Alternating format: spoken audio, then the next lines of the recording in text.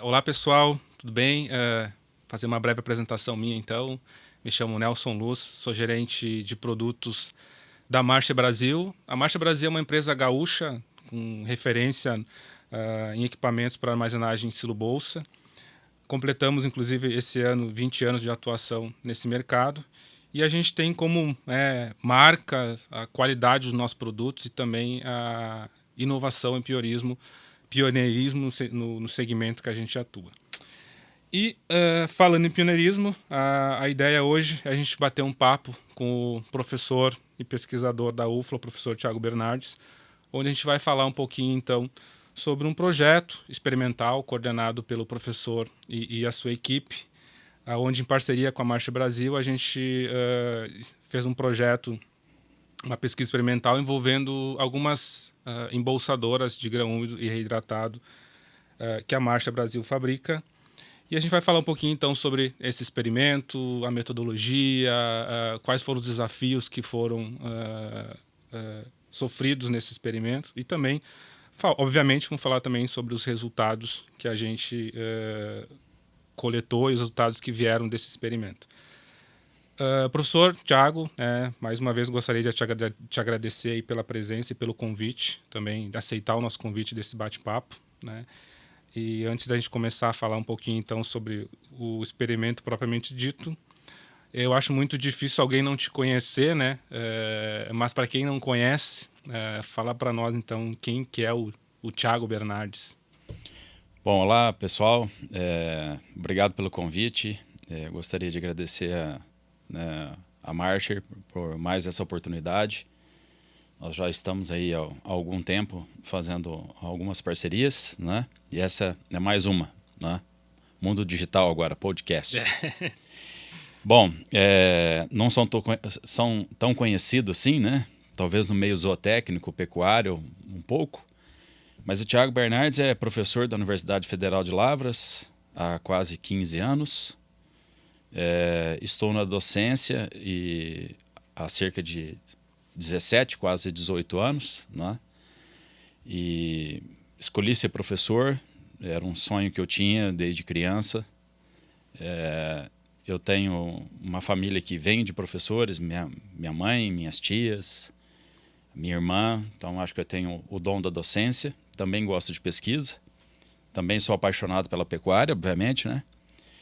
E estamos aí na luta do dia a dia, ensinando os alunos, formando pessoas, fazendo pesquisas, gerando números, justamente para a gente tomar decisões seguras e fundamentadas nos sistemas pecuários e especificamente, obviamente, na produção de ruminantes, né? Quando nós falamos aí produção de leite e corte no nosso país. Bacana, professor. Obrigado mais uma vez pela aceitar o nosso convite, a gente conversar um pouquinho aqui. Tu falou muito na questão da nossa aproximação, né, como empresa e pesquisa, que é muito importante para essa cadeia, principalmente a cadeia pecuária brasileira. Tem um evento que o senhor faz a cada 2 anos, né, o Confingem, é um evento muito bacana, né, organizado, liderado por você e pela sua equipe organizadora, onde se abordam assuntos, se recebe bastante especialistas também para falar sobre assuntos relacionados à cadeia da pecuária. E foi nesse evento justamente que ocorreu essa aproximação, vamos dizer assim, entre a Marcher e o professor, né, pesquisador Thiago Bernardes. Então, desde lá, então, a gente está muito satisfeito com essa contribuição, vamos dizer assim, tá? Essa parceria entre ambos, para justamente isso, a gente tem como objetivo, né, como empresa, justamente isso. A gente precisa gerar dados, gerar resultados, principalmente num segmento onde tem muita coisa ainda que está sendo não maldita, mas mal interpretada, ou cada um puxando para o seu lado. Mas, professor, antes de a gente falar um pouquinho sobre o experimento, propriamente dito, eu gostaria de entender do senhor como é que foi o seu contato, vamos dizer assim, com o processo de silo bolsa, tá? Já aconteceu esse contato anteriormente? Você, obviamente, é um pesquisador que viaja diversos países, está sempre se especializando, mas já tinha visto falar ou presenciado do silo bolsa antes do experimento? Como é que foi esse seu primeiro contato assim, com o sistema de armazenagem do silo bolsa? O primeiro contato que eu tive foi justamente com a empresa Marcher. Isso foi em torno de 2007, 2008. Eu era docente no Pará, na Universidade Federal, no Pará. E eu fui convidado por uma equipe de Uberlândia para fazer uma apresentação sobre conservação de alimentos, estocagem de alimentos em sistema do silo bolsa. E esse sistema era um sistema que eu já conhecia por meio da literatura, porque ele já era um pouco mais difundido nos Estados Unidos. E, obviamente, ele era ainda pouco, naquela época, pouco difundido no nosso país. Nós estamos falando de coisas aí em torno de 17 anos atrás, mais ou menos. E aí eu fui até Uberlândia e fiz uma apresentação, falei um pouco sobre conservação de alimentos de uma forma geral. E lá eu conheci a empresa Marcher, né? Foi a primeira vez que tive contato com o nome, a empresa, com os produtos, de conhecer quem era a Marcher, né? Em 2022, você citou, nós fizemos uma versão do nosso evento lá em São José do Rio Preto, que é o Confingem. Vocês foram um dos apoiadores. E naquela época a equipe estava lá e nós batendo um papo, né, sobre as máquinas, sobre o sistema de moagem, coisas que nós vamos falar aqui hoje, né? Os efeitos, degradação, o efeito no animal. E alguém da equipe disse que a Marcher era líder de mercado e que tinha as melhores máquinas do Brasil, né? Alguém do comercial, provavelmente. Isso, alguém do comercial. E num tom de provocação e de brincadeira, enfim, uma interação que a gente estava tendo, eu disse: quem disse que vocês são líderes? Quem disse que vocês têm as melhores máquinas? E essa pessoa, né, cresceu e disse: não, nós somos. Falei: bom, para vocês até podem ser, mas obviamente nós precisamos colocar números, né? Porque, como você disse anteriormente, infelizmente no nosso país as coisas são ditas de forma muito empírica, né? Muito no achismo, né? Eu tenho o melhor produto, eu faço, né, o melhor produto, eu sou o melhor do mercado, eu sou o líder do mercado, né? Obviamente nós precisamos ter fundamentação, precisa ter base para isso. E aí essa pessoa me disse assim: então como nós fazemos para provar que nós somos os melhores nesse segmento? Disse: olha, para vocês fazerem isso nós precisamos ter número, precisamos fazer um experimento. Experimento é diferente de teste. Teste é uma coisa, experimento é outra, né? E experimento, ele te traz toda uma fundamentação científica por trás disso, né? A gente não é o objetivo entrar nesse bate-papo agora, mas tem toda uma contextualização do que é ciência, né? Então, no experimento, a gente faz ciência, a gente não faz teste, né? E aí vocês toparam a ideia e aí nós começamos a solidificar a nossa parceria, né? Thiago Bernardes, Zufla e Marcher. E de lá para cá, né, nós temos feito várias coisas em conjunto, inclusive esse experimento, que foi um experimento de grande escala, que nós tivemos aí grandes resultados, né? Bacana. Apesar de ser, vamos dizer assim, tecnicamente mais recente esse conhecimento aí com relação ao próprio sistema de armazenagem para o silo bolsa, os outros métodos tradicionais de estocagem, conservação de alimentos, o senhor já conhecia. Depois de conhecer o sistema, se aprofundar um pouco mais, é possível a gente estabelecer uma relação com, não vou dizer assim pontos negativos ou pontos positivos, mas como é que o sistema de armazenagem na conservação dos alimentos, né, para os ruminantes, conservado em silo bolsa, frente aos outros métodos tradicionais que a gente tem hoje, quais seriam os benefícios com relação à parte, principalmente a parte operacional e também a parte nutricional, né? Comparando os métodos que a gente tem no mercado hoje. É possível a gente estabelecer isso, os benefícios? Quais seriam as diferenças entre os métodos, vamos dizer assim? Certo. Quando nós falamos em estruturas de estocagem ou tipos de silos, nós, né, tivemos mudanças ao longo da história, né?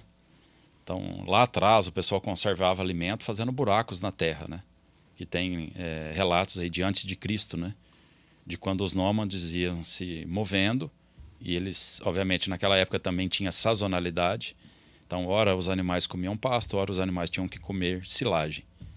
E involuntariamente eles faziam silagem e cavavam buracos e conservavam esses alimentos. Depois, por volta da década de 40, principalmente na Europa, os sistemas de armazenagem começaram a crescer. a se tornarem mais profissionais, vamos dizer assim. As fazendas comerciais começaram a surgir. E aí tudo teve início com base em silo-torre. O pessoal fazia aquelas torres que os americanos ainda usam muito, não mais a de concreto, mas a de aço, né? Embora esteja perdendo espaço para outros tipos de estrutura, mas a América do Norte ainda tem muitos silos do tipo torre.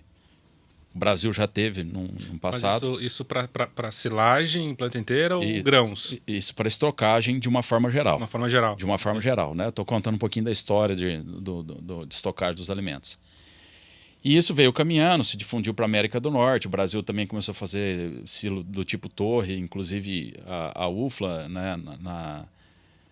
Tem uma foto da década de 60, né? 60, 70, esse tipo de estrutura de estocagem. Depois começaram a substituir o silo torre por silo trincheira, por silo superfície, e aí surgiram as novas tecnologias, coisas mais recentes, como é o silo bolsa, né? Bem, o que isso traz de inovação, de vantagem para os sistemas produtivos? Eu vou fazer um pensamento aqui, usar a cronologia, né, na nossa conversa. Bom, primeira coisa, as fazendas elas se planejam para estocar alimentos, né, mas, obviamente, há eventualidades em que surge uma oportunidade, né, de você, por exemplo, comprar grão fora de época.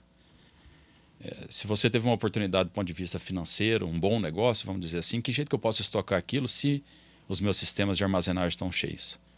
Então, está aí uma vantagem do silo bolsa.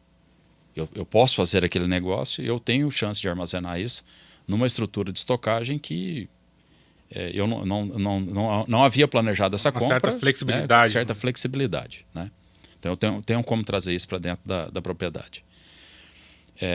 O segundo ponto que eu gostaria de ressaltar mas aonde eu vou colocar? Né? Você pode colocar em qualquer superfície desde que você não esteja rasgando o plástico, né? Que a bolsa o material é plástico. Né? Então, desde que você tenha uma superfície plana, né? um solo limpo, etc. e tal, você pode posicionar aquilo em qualquer lugar da fazenda. Então, você tem essa flexibilidade também frente a outros sistemas. Né? O sistema mais tradicional que a gente tem é o silo trincheira. Só que o silo trincheira, por exemplo, vai estar sempre fixo. Né? É uma estrutura que está fixa ali. Né? A bolsa não, ela te dá a flexibilidade para você colocá-la em diferentes locais. Inclusive, às vezes, se você quiser fazer o silo até próximo da lavoura onde você está colhendo.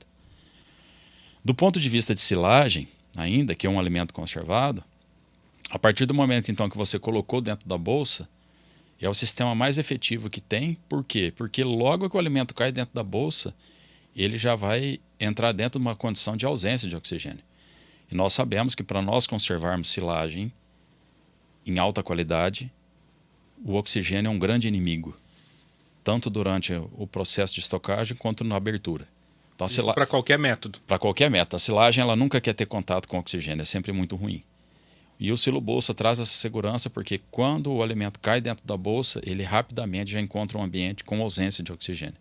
Então, a fermentação ela começa muito rapidamente. Né? Então, já tem experimentos mostrando que as perdas na bolsa são inferiores do ponto de vista fermentativo, de conservação, frente a outros métodos. Né? Outro ponto que é importante é que você consegue estocar diferentes matérias-primas, vamos colocar assim, dentro da mesma bolsa. Né? Ela permite que você faça isso. Né? Então, por exemplo, você tem um lote de milho aqui sendo estocado, que você conhece a origem dele, a matéria seca dele, você está reidratando ou você está umedecendo. Aquele lote acabou, você não precisa acabar aquela bolsa ali. Você pode dar continuidade. Né? Geralmente as nossas bolsas têm 60 metros de comprimento. Eu fiz 40 metros de bolsa com um lote de milho. Posso fazer 20 com outro? Sim. Você pode fazer uma marca na bolsa. Né? Fraciona. Então, fraciona, identifica. Identifica. Então, assim, o nutricionista tem facilidade em entender que alimento que ele está usando. A fazenda tem facilidade. Né? Então, tem essa vantagem de você conseguir, inclusive, colocar mais matérias-primas. Né? Obviamente, a mesma matéria-prima, mas com diferentes características dentro da mesma estrutura de estocagem. Quando aberto, é uma estrutura de estocagem que expõe o alimento a menos oxigênio quando comparado com outros. E aí volta a questão do oxigênio novamente, né? Ou do ar. Né? A silagem não gosta de ar, o ar é ruim. Né? Não vamos entrar aqui e falar tecnicamente porque que é. Mas o ar faz provocar perdas na silagem. E aí, obviamente, quando você tem aquele sistema circular, a área que ele expõe a silagem, ele é menor frente a outras estruturas de estocagem, como o silo trincheira, por exemplo, né? Como a exposição é menor, as perdas também possivelmente serão menores, né? Então, acho que basicamente são essas características aí, eu enumerei 5 ou 6 que acabam trazendo esse sistema de armazenagem para dentro das fazendas, né? Para dentro dos sistemas produtivos.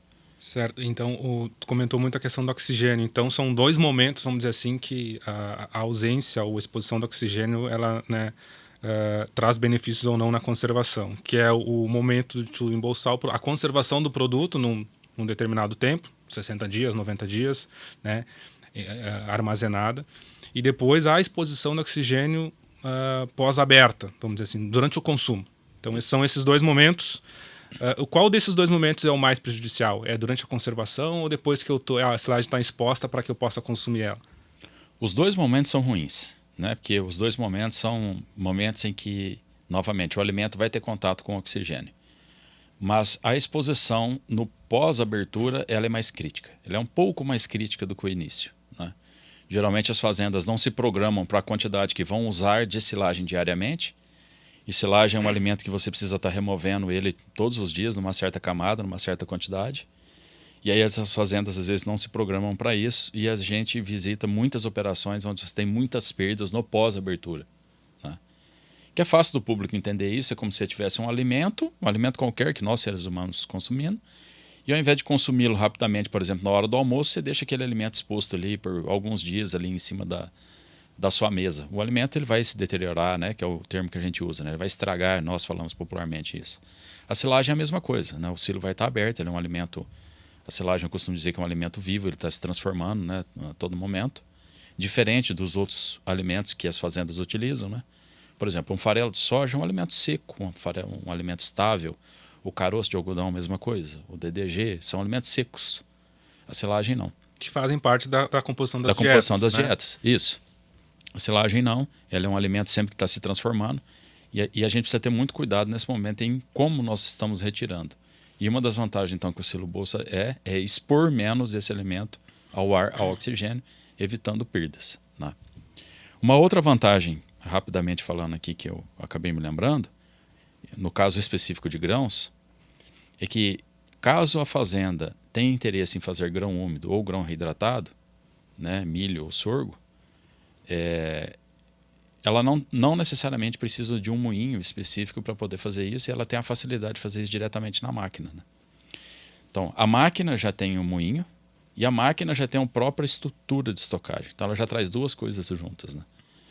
Porque nós, nos últimos anos, os dados mostram isso, os nossos levantamentos mostram isso, as fazendas brasileiras começaram a investir em silagem de grãos. Mas muitas fazendas falam, até gostaria de fazer isso, mas como fazer aqui dentro da estrutura que eu tenho? Eu não tenho um moinho, não tenho uma estrutura de estocagem, etc. e tal. Então, o silo bolsa também te dá essa vantagem de você, junto da embolsadora, ter o sistema de moagem e automaticamente, conforme logo após a moagem, você já tem a condição de colocar aquilo dentro da bolsa, né? Certo.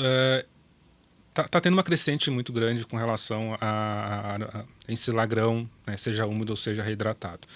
Mas eu queria entender do senhor de que forma que isso afeta o desempenho dos animais, tá? Seja para o boi, seja para a vaca, qual que realmente a relação de desempenho para esses animais, que são animais diferentes, vamos dizer assim, e quais os benefícios que tem o ensilar o grão e por que a gente deve ensilar? Por que a gente deve ensilar grão úmido ou fazer reidratado e de que forma que isso vai afetar lá onde realmente importa para o pecuarista, que é no resultado final? Bem, há várias vantagens de você fazer silagem de grãos, né? Do ponto de vista logístico, o que as fazendas têm apontado é a oportunidade de você fazer compras em momentos de baixa de preço, né? Então, nós sabemos que os preços dos grãos eles flutuam ao longo do ano, e aí se você tem a oportunidade de comprar esse grão numa fase de baixa, obviamente você está tendo uma vantagem do ponto de vista econômico, né? Quanto você pagou daquele ingrediente. E isso tem reflexo no custo da dieta, no custo do leite e da arroba produzida. Esse é um ponto. Do ponto de vista nutricional, de uma forma bem simples explicando, Ao ensilar grãos, nós vamos aumentar a disponibilização do amido para o animal. Porque o que acontece? O boi ou a vaca comendo o grão de milho ou de sorgo, o que ele quer tirar daquele grão é um elemento que está ali dentro que se chama amido, né? Esse amido, ele, nutricionalmente falando, ele é classificado como um carboidrato, que é aquilo que, de uma forma bastante simples, vai fazer o animal produzir mais leite ou ganhar mais peso. Só que, todas as vezes que esse animal consome milho ou sorgo, que são as duas principais fontes, a gente não consegue extrair o máximo de amido que aqueles grãos têm, né? Porque o animal ele não é tão perfeito em digerir aquele grão assim. E aí, uma das formas da gente maximizar o uso desse amido é justamente ensilando, né? Por quê? Porque todas aquelas semanas em que os grãos estão dentro do silo, né, estão dentro da bolsa, ele vai passar por um processo fermentativo, e esse processo fermentativo é como se ele fosse um facilitador do uso do amido pelo animal. Então, em resumo, nós vamos deixar o animal mais eficiente, né? Se esse animal, fazer uma conta bastante simples aqui, ele está comendo 1 kg de amido de um grão seco normal, um grão seco moído, milho seco moído normal. Ele está comendo 1 kg de amido aqui. Pergunta, ele vai usar esse 1 kg de amido? Não. Ele vai excretar muito amido aqui nas fezes, né? Que é o tal do amido fecal. Amido fecal, que a gente chama, né? Então, se ele comer 1 kg de amido aqui, ele vai estar excretando 300 gramas de amido aqui. Ah, então ele só usou 700? Só. Ele comeu 1 kg. Só que parte disso foi jogado fora. Eu consigo mensurar uma certa perda, então, fazendo essa comparação do início do processo e o final do processo. Exato. Quando nós ensilamos, esse animal vai estar comendo 1 kg de amido ainda, só que ele não vai estar excretando mais 300 gramas, 200 gramas de amido aqui. Ele vai estar excretando 100, menos do que 100. Então, o que a gente está fazendo nesse processo? Nós estamos fazendo que o animal seja mais eficiente, né? A gente tem que pensar que o animal é como se fosse uma unidade produtiva dentro de uma indústria, por exemplo, né? Eu costumo dizer isso nas minhas apresentações. Se eu tenho uma indústria que faz cadeira, e eu tenho um funcionário que ele faz uma cadeira por dia, ele está me dando um produto. Se esse funcionário me der uma cadeira e meia por dia, ele é mais eficiente. E se ele fizesse 2 cadeiras por dia ao invés de uma? Nossa, ele era o dobro de eficiência. Então, o mesmo custo, vamos dizer. O mesmo custo. O animal é a mesma coisa. O animal está ali, o que ele está fazendo? Ele está produzindo. Ele é uma unidade produtiva dentro da sua fazenda. Então, quando você ensila, você está fazendo com que o seu animal se torne mais produtivo. É como se ele fosse um funcionário, e esse funcionário ele tem um custo fixo ali, né? Ele tem o custo boi, ele tem o custo da alimentação. Só que agora, fornecendo silagem de grãos para ele, você está fazendo com que ele se torne mais eficiente. Basicamente isso, é melhoria de eficiência. Bacana. A Marsher, ela, como eu falei no início da nossa conversa, a gente está 20 anos atuando nesse segmento. Obviamente que a gente tem o segmento de agricultura, né? Máquinas voltadas para embolsamento de grão seco, e também a atuação no segmento da pecuária, né? Equipamentos voltados para a pecuária. E a pecuária, a gente entende que precisa ter trabalhos científicos, acadêmicos, para poder gerar dados e também quebrar alguns paradigmas com relação ao que se vem se falando aí muito no mercado. Muito se fala, por exemplo, de ensilar o grão de milho, o próprio sorgo também, né, seja úmido ou seja reidratado, que traz muito benefício para a digestibilidade, né, do amido nos animais ruminantes. Mas pouco se testa, pouco se monitora, pouco se evidencia com relação aos equipamentos. Então a proposta da Marsher nesse experimento é justamente pegar 3 modelos de embolsadoras que processam o grão, né, com diferentes tipos de rolos processadores, e fazer uma avaliação com 2 principais tipos de cultura, que é o milho e o sorgo, em diferentes tipos de umidades. Numa propriedade... essa propriedade foi no Paraná, né, professor? Isso, comercial. E vale ressaltar também que é uma propriedade comercial, então a operação dela continuou normal, não foi nada feito com relação a preparo para o experimento. E baseado nisso, a gente trabalhou nesse experimento e a gente vai conversar então um pouquinho agora, né, essa segunda parte da nossa conversa, basicamente sobre essa pesquisa, como eu falei no início, liderada por você e muito bem conduzida pela sua equipe também, tá, com relação às etapas. E falando um pouco então especificamente sobre esse projeto, sobre o experimento que aconteceu, professor, eu queria entender o quanto foi complexo, tá, a realização desse experimento. E qual foi a metodologia utilizada, tá? Ok, se estabeleceu uma necessidade por parte da empresa em trabalhar com esse experimento, não só da empresa, mas da cadeia como um todo, como a gente falou, a gente precisa de gerar informação, a gente precisa gerar dados, não basta, como, né, o nosso colega comercial falou, não basta dizer que a gente é melhor, a gente precisa comprovar isso, né? E trazendo isso para um ambiente científico, qual foi os fatos colocados, as necessidades da empresa, como é que a universidade, você como pesquisador, vocês montaram essa metodologia, então, para poder tentar extrair o máximo de resultado possível nesse experimento? Bom, o pessoal entendeu, vou explicar um pouquinho assim, o que foi estudado e depois como que a gente conduziu, né?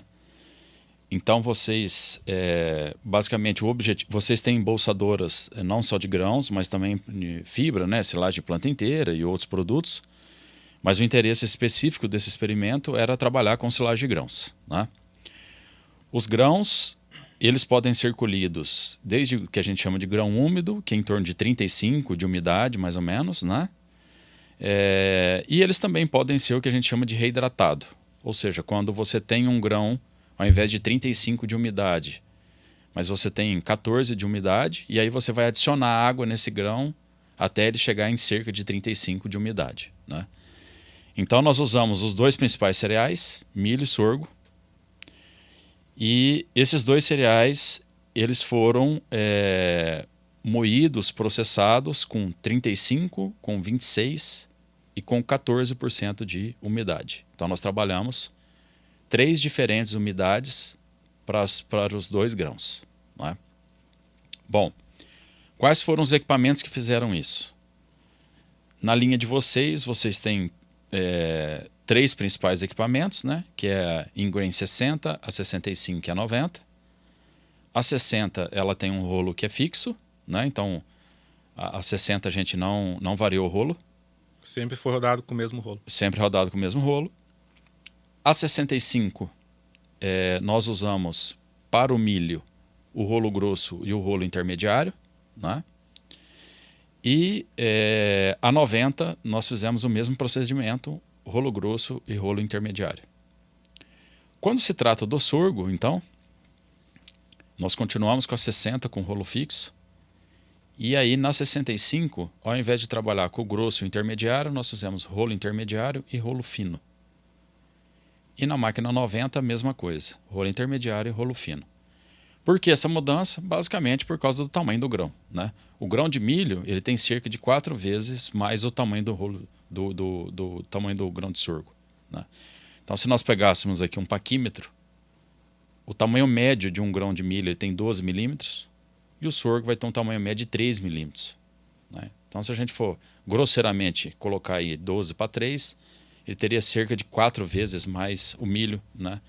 Então, obviamente, não dá para trabalhar com... Não é indicado, né, na maioria das situações, trabalhar com o mesmo rolo. Então, por isso que houve essa variação de rolos para as diferentes máquinas. E eu só fazendo um comentário também, eu preciso quebrar... Tu falou em questão de dimensão do tamanho do grão, né? Que um é muito maior que o outro. Eu preciso quebrar ele para mim ter acesso ao amido?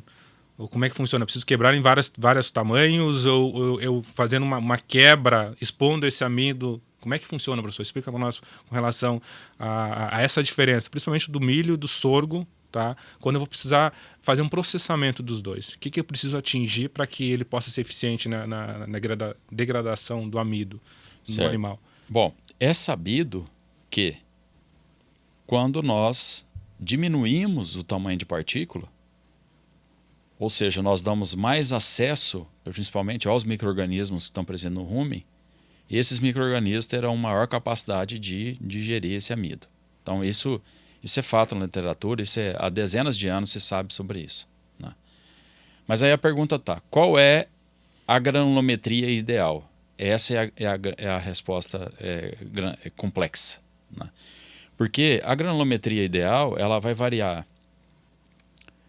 com o tipo de dieta que nós estamos formulando, ela vai variar com o animal que nós estamos fornecendo, vai variar quanto tempo isso vai ficar estocado, vai variar se nós estamos fornecendo um alimento seco ou úmido, né, ou ensilado. Então tem uma série de variações, né? As pessoas no meio produtivo às vezes querem condensar e simplificar esse tipo de informação, mas não é tão simples assim. Então, assim, em resumo, diminuição do tamanho de partícula realmente aumenta a degradação do amido, isso é verdadeiro, né? Mas não é em todos os casos que nós temos que fazer com que aquele grão vire pó ou vire fubá. Na prática a gente fala fubá. Né? Uhum. Na prática as pessoas falam, comprei fubá. Quando está falando de fubá é que comprou aquele milho fino, moidinho, igual o fubá que a gente faz a polenta, lá em Minas Gerais faz o angu. Né? Farinha. Farinha, né? Não necessariamente a gente precisa ter farinha, né? Porque, obviamente, é isso que eu disse. Vai depender da dieta, vai depender da inclusão, vai depender se ele é seco, se ele é ensilado, se ele é um animal de leite, se ele é um animal de corte. Então tem todas essas diferenças. Mas é necessário processar.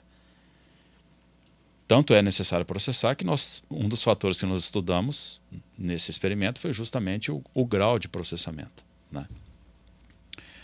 Bom, e aí, uma vez que a gente tinha essas duas matérias-primas, milho e sorgo, em diferentes umidades, essas máquinas com esses rolos, nós levamos tudo isso para dentro de uma fazenda comercial, né, localizada no Paraná, e lá a nossa equipe se deslocou até lá e nós começamos então a processar tudo isso, né? Mas isso só para o pessoal também entender, tanto o milho quanto o sorgo, né, em diferentes umidades, mas elas foram da mesma lavoura, vamos dizer assim. Isso. Foram oriundas da mesma lavoura. Isso. Em diferentes etapas de colheita. Isso, em diferentes etapas de colheita. Então, assim, para o pessoal também entender um pouquinho, foi muito complexo e desafiador tu ter que fazer esse experimento em várias etapas, vamos dizer assim, num lugar que tecnicamente é distante da universidade, né? Então explica para nós como é que foi os desafios também da sua equipe com relação a isso, né? Sair do ambiente da universidade, ir para uma fazenda, rodar um experimento, voltar para a universidade, depois esperar um tempo a maturação da planta para poder realizar o corte e processar de novo. Então, imagino eu que foi bastante trabalhoso. Isso, basicamente em 6 etapas, né? Porque se a gente for pegar, eu tinha milho com 35 de umidade, depois sorgo com 35. Né? Então, eu já tinha 2 etapas. Depois o milho veio com 26, aí o sorgo tinha 26. Então, eu somo mais 2 aqui, são 4. Depois eu tinha milho com 14 e sorgo com 14, mais 2, 6. Né? Então, nós fizemos isso basicamente em 6 etapas. Né? E cada vez que essas matérias-primas estavam nessas umidades, a gente submetia esses grãos aos diferentes conjuntos, vamos chamar assim, né? Vou chamar conjunto porque a 65 com rolo grosso é um conjunto, a 65 com rolo intermediário é outro conjunto. Então, nós testamos diversos... Uma embolsadora de grãos com processamento, com processador. Com processador. Então, nós testamos diferentes conjuntos, né? E aí nós fomos, então, estudando aí o milho com 35, na 60 com rolo só, na 65 com rolo grosso. 65 intermediário, 90 rolo grosso, 90 intermediário. Então daí saíam 5 silagens diferentes, né? Só da umidade de 35. No total deu quantas amostras, assim, mais ou menos? Mais de 100 unidades experimentais. Caramba. Né? Isso de qual volume? 5 litros. 5 litros. Isso. Né? Então a gente coletava todas as informações. A primeira informação que a gente coletava, antes das informações da silagem em si, era o rendimento da máquina, né? Que a gente chama de taxa de moagem. Né? Produtividade. Produtividade da máquina, né? O quanto que essa máquina é capaz de moer em toneladas por hora. Certo. Nos diferentes rolos, nas diferentes umidades. Então, nós coletamos tudo isso, né? Primeira informação que nós tivemos, né? Em cada etapa daquela. E depois, conforme essas máquinas iam produzindo, né? Ou seja, iam moendo. Importante dizer que na umidade de 26 e de 14, nós adicionamos água até chegar em 35. Então, né? Reidratou aí. Isso. A máquina moeu o grão com 26, a máquina moeu com 14. Só que no final a silagem tinha 35 de umidade. E o As grão... amostras foram reidratadas. Isso, foram reidratados. E o grão que já tinha 35 de umidade ficou com 35 de umidade, né? Certo. Ah, mas por que tinha que colocar água? Porque para a silagem acontecer, né? Se eu moer um grão com 14 de umidade e armazená-lo na bolsa, ele vai ser um grão seco, não vai ser um grão ensilado, né? Porque não tem umidade suficiente para a fermentação acontecer. Bom, de posse de todas essas unidades experimentais, nós trouxemos então do Paraná para a UFLA, né? Todos esses silos foram armazenados por 90 dias. Isso já na universidade? Já na universidade, né? Foram armazenados no nosso laboratório por 90 dias e, uma vez abertos, começaram as mensurações, né? Então, a primeira mensuração que a gente faz a contagem de micro-organismos, né? Bactérias acidoláticas, que são positivas. Contamos também leveduras e fungos, são negativos. Depois fizemos toda a parte de fermentação, né? Estudar os ácidos, né? O perfil de fermentação, né? Submetemos essas silagens a um teste que a gente chama de estabilidade aeróbia, ou seja, a gente deixa a silagem na presença de ar por um período de 7 dias para ver como que esse alimento se comporta, né? Durante a sua exposição. Fizemos toda a parte de granulometria, que é super importante, né? Obviamente, nós estávamos trabalhando com diferentes máquinas e diferentes rolos. Tem um processo... Obviamente, nós precisamos estudar qual é a capacidade de cada máquina e cada conjunto, o que aquele conjunto nos dá de granulometria. Então, fizemos toda a parte de granulometria. Nós temos um equipamento especial para poder fazer isso. Existe um método especial para fazer isso, tá? Lembrando que não é naquela peneirinha que a gente passa lá na fábrica de ração. É num conjunto com 8 peneiras, é um shaker que ele... Então, é um experimento com um processo laboratorial, né? Com metodologia, com todos os procedimentos que precisam ser feitos.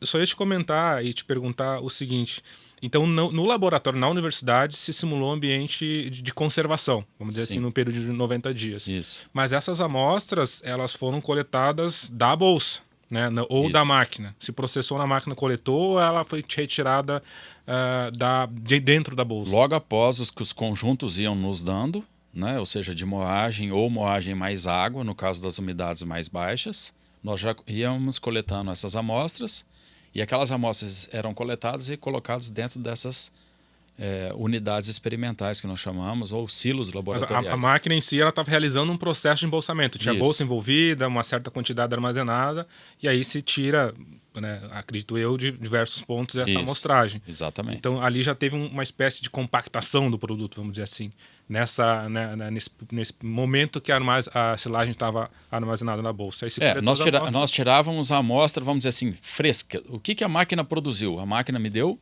isso. Certo. Então a máquina, ou o conjunto, vamos falar do conjunto. O que o conjunto deu? Que é aquela máquina mais aquele conjunto de rolo. Esse conjunto me deu isso. Então quando aquele produto estava fresco, nós colocávamos ele dentro dos nossos silos laboratoriais, né? A máquina sem regulagem, a máquina sempre a mesma regulagem de vazão de grãos. Sempre a mesma regulagem, sem alteração, ou seja, usando todo um protocolo experimental da maneira como as coisas devem ser feitas. Então, as únicas variáveis, então, eram o tipo do grão, a umidade do grão e o rolo. Isso, os rolos. Isso que se monitorou durante todo o processo, é isso? Mantendo sempre um protocolo, lembrando que a gente estava fazendo era um experimento e não um teste. Certo. Isso é super importante que o público entenda isso. Isso não é teste de campo, né? Que as empresas têm um hábito, infelizmente um hábito que eu chamo de negativo, de dizer assim, fizemos um teste lá e deu isso. Um teste é só um teste, você só tem um número, você não pode tomar conclusões sobre aquilo. Quando você faz o que nós fizemos com o experimento, você está fazendo aquilo sob um protocolo experimental, então é diferente o que foi feito. Né? Isso deu quase um ano, vamos dizer assim, desde o início até os resultados finais, quase um ano. Então, 10 meses no total. Não tem como só testar durante um ano uma máquina. Realmente, o período aí ele conta bastante, né, professor? Isso. E depois também nós concluímos o experimento, né, que é a última fase, em que a gente pega todas essas amostras oriundas de cada conjunto depois do processo de conservação e a gente coloca saquinhos, dentro de saquinhos, né, que existe um método estabelecido para isso, um saquinho poroso, né? amostras dentro daquele saquinho poroso, e nós incubamos isso dentro do rumen, né, do animal. Então os animais são canulados no rumen, os animais obviamente são acompanhados antes que alguém nos compreenda mal. São animais da universidade. Animais da universidade, preparados para isso. Os animais que passam por um processo de uma comissão de ética de uso de animais. Tem todo um protocolo para se fazer isso, né? Os animais são feitos cirurgias, são acompanhados por uma equipe de médicos veterinários, né? Ele tem toda uma cânula especial no ambiente ruminal. Isso não é feito só na UFLA, isso é feito mundialmente. Isso é feito há décadas na ciência animal, né? E é uma forma da gente estudar o potencial que o alimento tem de se digerir, do animal usar aquele alimento, né? Então a gente coloca aqueles saquinhos lá dentro, ele permanece por um período de 7 horas. Qual que é a quantidade, para a gente entender? Gramas. Gramas? São algumas gramas que é colocado no do animal. De todas as amostras? De todas as amostras. De todas as amostras. Elas são pesadas, né? Então elas são pesadas. A amostra é pesada, o nutriente é analisado. Aí eu coloco dentro do rumen, permanece 7 horas, eu removo isso, aí eu peso novamente, mensuro o nutriente novamente, então eu tenho ideia de quanto o animal absorveu daquilo, né? Ou seja, a gente chama isso de degradação. O quanto foi degradado num período de 7 horas. Das diferentes umidades, das diferentes matérias-primas, dos diferentes conjuntos. Imagina a quantidade. Imagina a quantidade de repetição para fazer. E nós fizemos isso, né? E, enfim, e no final a gente tem os números, que é a degradação do amido, né? Então, assim, basicamente o estudo foi montado com essa logística. Certo. Falando então sobre os resultados, que é o que, né, todo mundo tem expectativa também de saber, não só a parte da própria empresa, mas também para o público em geral. Isso é um experimento que vai ser publicado, é um experimento, né, vamos dizer assim, acadêmico, tem suas publicações, vai ter acesso, todo mundo vai poder ter acesso a isso, e é o que a gente quer também, né, professor? Não é nada escondido, vamos dizer assim. A proposta justamente é essa, a gente gerar informação, gerar conteúdo para que as pessoas entendam também dos benefícios. A gente fala da situação da armazenagem, conservação de silo bolsa, né? A Marcha Brasil, ela fabrica os equipamentos para essa condição. Mas antes de a gente falar em qualquer máquina, em qualquer produto, as pessoas têm que entender também quais são os benefícios que isso são gerados. Com relação aos resultados desse experimento, o senhor falou muito bem com relação aos desafios da metodologia, a parte logística também foi bastante complicada. E se tinha uma proposta com relação a isso, né, a fazer esse experimento. Mas eu gostaria de te perguntar com relação aos resultados, com relação, tu comentou aí também com relação à parte de produtividade ou taxa de moagem, como é que a gente poderia relacionar isso para as propriedades rurais, né? Especificamente na produtividade de eu decidir fazer ensilagem de grãos, processar, e os resultados que foram obtidos com relação à produtividade das máquinas. Como é que a gente poderia atrelar isso às propriedades, aos ganhos operacionais e também nutricionais dos produtores e pecuaristas? Então, fazendo um apanhado geral, quando a gente pega milho e sorgo nas diferentes umidades, com os diferentes conjuntos, nós tivemos taxas de moagem que variaram aí entre 20 e 60 toneladas por hora, né? O que a gente considera que é uma taxa de moagem bastante alta. E por que nós estamos falando sobre isso? Porque a maioria das fazendas, quando vai usar uma embolsadora que tem um sistema de moinho do tipo rolo, né, sempre quer comparar aquilo com o moinho de martelo, né? Porque quando você não tem uma embolsadora com moinho de rolo, você vai ter um moinho de martelo na propriedade. E uma das vantagens que o moinho de rolo tem, que esses moinhos que estão nessas embolsadoras, é justamente uma alta taxa de moagem. Então a gente considera que, se você for pegar aí o mínimo, que foi 20 até um 60, é uma altíssima taxa de moagem. Que vantagem que isso tem? Facilita a logística operacional dentro da fazenda. E essa variação de produtividade está vinculada ao modelo de máquina? Está vinculada ao modelo de máquina, tipo de rolo. Ao tipo de rolo, ao sorgo, ao milho, né? Mas assim, estou falando de uma forma geral, né? Que as pessoas entenderem que todos os conjuntos tiveram uma altíssima taxa de moagem. Coisa que jamais um moinho de martelo poderia te dar, né? Então, uma das vantagens que a gente já pode colocar aqui, que o moinho de rolo consegue trazer, é o aumento da taxa de moagem. Então, aumenta a eficiência de moagem, melhora a logística dentro da fazenda. Principalmente quando nós estamos falando de médias a grande operações, né? Que precisa de velocidade. Tá? Então, os resultados basicamente que nós tivemos em termos de taxa de moagem foram muito positivos. Né? Isso dá para atrelar custos também operacionais, né? Quanto mais produtivo um equipamento for, mais rápido eu vou ensilar, mais... Não é só logística, Sim. Também tem um custo por trás disso. Por quê? Porque um dos custos que aquele alimento conservado tem é o processo em si. Então, obviamente, quanto mais tempo eu levo, mais caro o alimento se torna. Se a máquina está me dando um rendimento mais alto, uma taxa de moagem mais alta, obviamente ela me entrega um alimento mais barato, a menor custo. Faça uma diluição do custo em todo o processo operacional. Exatamente. Comentou com relação ali à granulometria, né, que é o tamanho de partículas que você quebra o grão.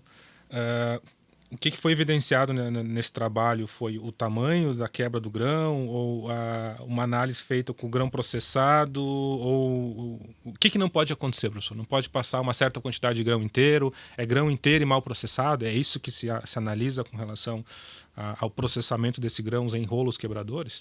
Isso, a gente avalia, a gente faz toda nós começamos desde uma peneira que ela tem 6,7 milímetros de abertura, né, como crivo, e ela vai até chegar numa base que é o fundo que a gente chama, né? Então ela vai desde grão mal processado até aquele fubazinho, aquele pozinho que vira, né? E vai passar, obviamente, esse alimento vai passar por diversos crivos, né, por diversas peneiras. No total são 8 peças, né, que nós usamos nessa granulometria. Então a gente pode avaliar sobre o critério de o quanto de grãos mal processados que nós temos e podemos avaliar também qual que foi a granulometria média, né? O que nós percebemos nesse experimento? Que para o milho, onde foi usado a associação do rolo grosso ou o rolo intermediário, realmente o rolo intermediário se desempenhou em termos de granulometria melhor do que o rolo grosso, o que já era esperado, né? Pela quantidade de dentes, vamos dizer. Isso, pela quantidade de dentes presentes ali naquele rolo, né? Pelo seu formato físico, né? E a ação que ele dá no grão. Então, realmente, para o milho, nas suas diferentes umidades, né? O rolo intermediário, que tem mais dentes, processou mais os grãos, né? E deu uma granulometria menor quando comparado com o rolo grosso. Para o sorgo, foi testado o intermediário e o fino para a máquina 65 e 90. E os resultados também são muito semelhantes. Ou seja, o rolo fino, que obviamente que vai ter mais dentes ainda do que o intermediário, acabou processando mais os grãos de sorgo quando comparado com o intermediário. Né? Sim, de uma forma geral, basicamente os resultados que nós tivemos foi esse. Né? Eu acho que das grandes sacadas, vamos dizer assim, desse experimento, ou o grande diferencial desse experimento é a avaliação da degradação do amido na parte dos animais, no rumen dos animais, né? Com relação a essa última etapa, vamos dizer assim, e a etapa, né, que eu posso julgar aqui mais importante, vamos dizer assim, quais foram os resultados que se obtiveram, tanto para o milho quanto para o sorgo, e quanto isso impacta no desempenho dos animais. E eu queria entender também se a umidade do grão ela interferiu ou teve impacto nos valores com relação à degradação do amido ruminal. Tá, então vou começar pela umidade primeiro. Sim, a umidade teve efeito, tanto para o milho quanto para o sorgo. Quando nós colhemos o milho mais úmido e o sorgo mais úmido, a degradação do amido aumentou frente ao grão reidratado. Isso aconteceu para as duas matérias-primas. Ou seja, o ato de eu colher o grão mais seco, adicionar água, chegar até os 35 de umidade e ensilar, não foi tão efetivo quanto eu colher o grão na lavoura diretamente com 35 de umidade. Para ambos, milho e sorgo. Esse é um ponto. Em termos de granulometria, conforme eu disse, para o milho, a maior degradação de amido aconteceu de silagens provenientes do rolo intermediário frente ao rolo grosso. Ou seja, moeu mais, né, mais fino um pouco, aumentou a degradação do amido. Né? Para o sorgo, a mesma coisa, a mesma tendência. Né? O rolo fino moeu mais, aumentou a degradação de amido frente ao rolo intermediário. Né? Então, basicamente, foram esses os resultados que nós tivemos. Alguém que está nos ouvindo e vendo pode pensar assim, bom, então eu só vou comprar ou o rolo intermediário para o milho ou só vou comprar o rolo fino para o sorgo. É assim a resposta? Não. Não é porque degradou mais que aquela máquina vai ser a melhor para a sua ocasião. Novamente, quem vai definir isso vai ser o nutricionista que te auxilia, né, que te assessora dentro da fazenda. Por quê? Porque é ele que vai ter que dizer qual é a quantidade de alimento que vai colocar na dieta, quanto tempo isso vai estar estocado. Por que eu falo tempo de estocagem? Porque tempo de estocagem também é importante na degradação do amido. Né? Que tipo de animal que nós estamos alimentando? Né? É um animal que está em confinamento, é gado de corte ou é gado de leite? Estou fazendo associação com outros alimentos energéticos ou não? Então tudo isso tem variação. Tá? O nosso estudo, novamente, mostrou que há diferença entre os rolos e quanto mais se processa, mais se degrada. Isso tudo é verdadeiro. Né?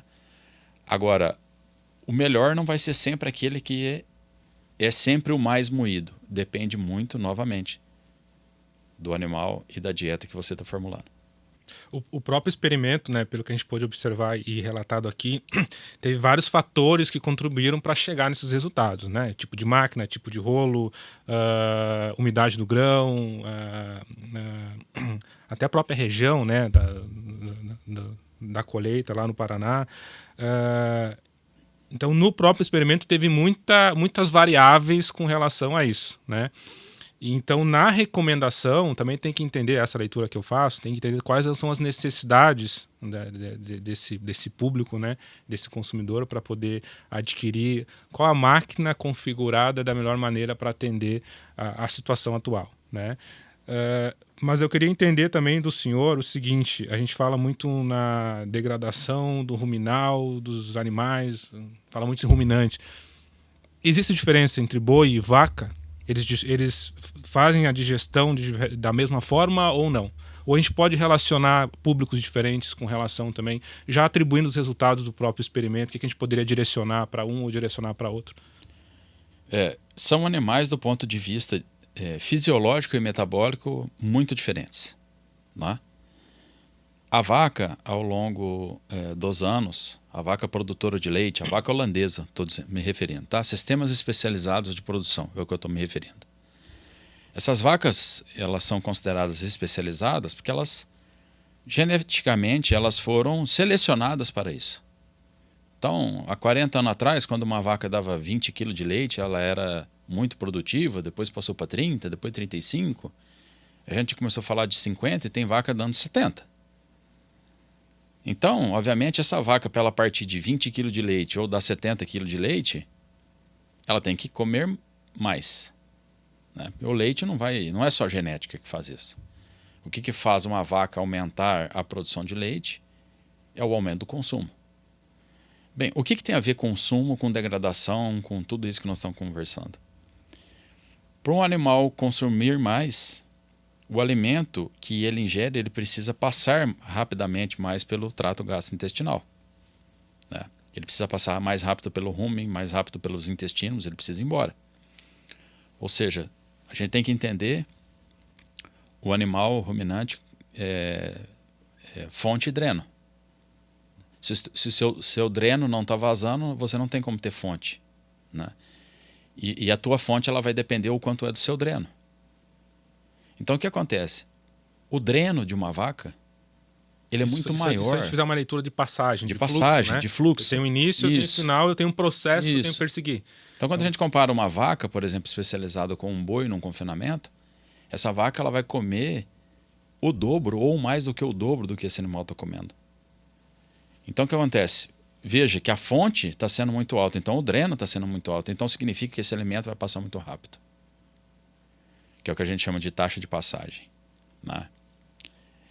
Então, como vaca tem taxa de passagem muito rápida, os alimentos precisam ser mais bem processados. Certo. Então, voltando ao experimento, então quando a gente fala assim, então vocês testaram o milho no rolo intermediário que deu a menor granulometria? Sim. Então talvez esse fosse a melhor recomendação para vacas especializadas? Resposta: sim, acredito que sim. Né? Então eu vou trabalhar com sorgo. No sorgo vocês testaram o intermediário contra o fino. O fino foi melhor, menor granulometria, né? Degradou mais amido? Sim. Então esse talvez seria o indicado para a vaca? Sim. Por quê? Porque maior taxa de passagem, né? Agora, quando a gente migra para o boi é diferente, né? O nosso boi ele está estacionado num ganho de peso diário já há bastante tempo. O animal não é que ele ganhava 500 gramas há 30 anos atrás, depois ele começou a ganhar 800, depois ele começou... Não, ele sempre teve uma taxa de ganho muito similar. É diferente, a evolução genética dos nossos animais no corte é diferente do leite. Então, o que um animal comia 30 anos atrás é o que o animal come agora, né? Não teve essa evolução. E aí não mudou taxa de passagem, basicamente, nos nossos animais em confinamento. Então ele vai comer aí metade do que uma vaca come. Então não necessariamente nesse caso eu preciso ter um alimento finamente moído. Posso ter. Novamente, dependendo da dieta, dependendo da inclusão, dependendo de uma série de coisas que quem vai definir isso vai ser o nutricionista. Mas na maioria dos casos ele não precisa de um alimento muito fino. Então, de repente, o rolo intermediário pode servir para essa propriedade, para o milho, né? O rolo grosso, na realidade, pode servir para o milho, que nós testamos intermediário contra grosso no milho. E o rolo intermediário pode servir por sorgo, caso eu esteja alimentando gado de corte, né? Então vai depender muito da operação, né? O tipo de animal envolvido, certo? O tipo de dieta. Para poder relacionar melhor configuração de máquina. As configurações de máquina. Tá? Então não é aquela coisa geral que a gente tenta simplificar.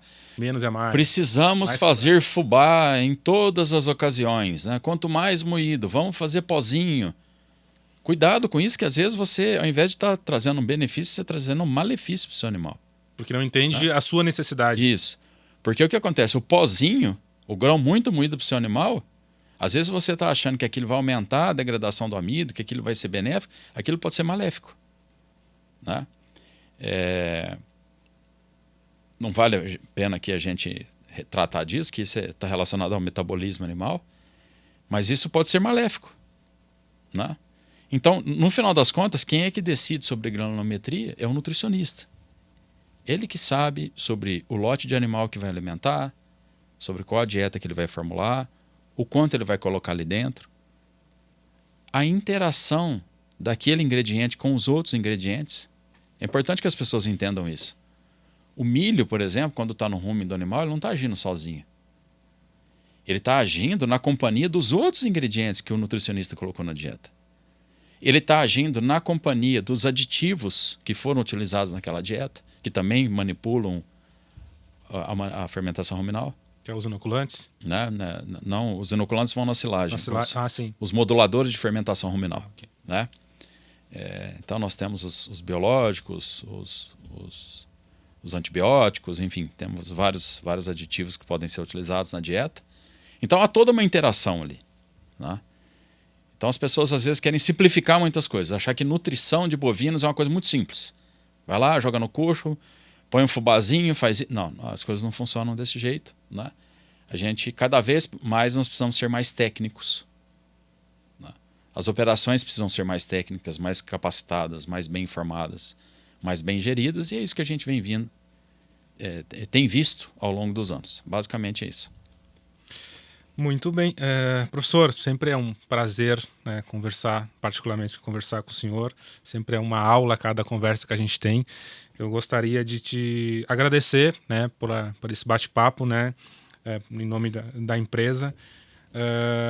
E dizer que também, né, é apenas o primeiro trabalho que a gente faz, temos expectativas de fazer, né, mais trabalhos em parceria, justamente com esse objetivo principal, que é a gente fazer com que as pessoas entendam os benefícios que a conservação, a silagem dentro de bolsa, ela traz benefício dependendo da necessidade de cada um. Então, assim, mais uma vez, muito obrigado, tá, pela essa nossa conversa, queria te agradecer.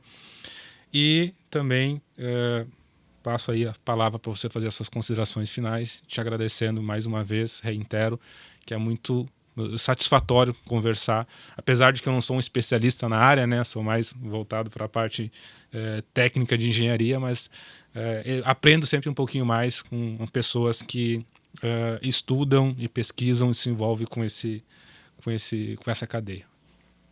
Nelson, sou eu quem agradeço mais esse convite. Eu acho que o que nós estamos fazendo aqui é levar um pouco de informação do que nós fizemos para o público. E eu acho que quem ganha com essa parceria toda é a sociedade, é a classe produtora. Tá? Nós precisamos ter mais as universidades unidas, associadas às empresas, né, ao privado. Vocês estão precisando de informações. Nós geramos informações, geramos conhecimento, ou seja, tem tudo a ver o que a gente faz, né? E estudos dessa natureza, obviamente, traz resultados fundamentados, traz segurança no momento da decisão, da tomada de decisão nas fazendas.